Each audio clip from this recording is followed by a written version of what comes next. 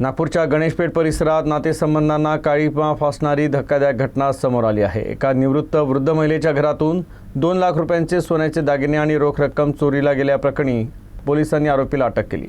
विशेष म्हणजे ही चोरी कोणत्याही बाहेरील व्यक्तीने नव्हे तर महिलेच्या स्वतःच्या नातवानं केल्याचं तपासात समोर आलं आहे।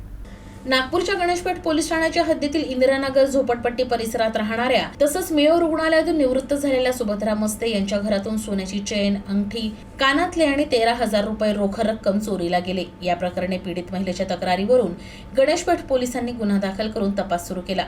तपासादरम्यान पोलिसांना मिळालेल्या गोपनीय माहितीच्या आधारे पोलिसांनी 22 वर्षीय तुषार मस्ते याला ताब्यात घेऊन चौकशी केली। चौकशी दरम्यान त्यानं चोरीची कबुली दिली। आपल्या प्रेयसीवर पैसे खर्च करण्यासाठी त्यानं स्वतःच्याच आजीचे दागिने आणि रोख रक्कम चोरली। पोलिसांनी त्याच्याकडून एक सोन्याची अंगठी, कानातले आणि इतरही दागिने असा 80,000चा ऐवज जप्त केला। तर तपासादरम्यान उमरेड येथील एका सराफा व्यावसायिकाने कोणतेही वैध कागदपत्र नसताना चोरीचे दागिने खरेदी केल्याचं उघड झालं। पोलिसांनी त्याच्याकडून देखील काही दागिने जप्त केले। सध्या पोलीस या प्रकरणी पुढील तपास करतायत। त्याला एक गर्लफ्रेंड होती, ती गर्लफ्रेंड उमरेड येथे राहायची व याला आपल्या बुलेट गाडीचा पण शौक होता, त्याला बुलेट गाडी पण घ्यायची होती। यासाठी त्यांनी चोरी केल्याची कबूल केले।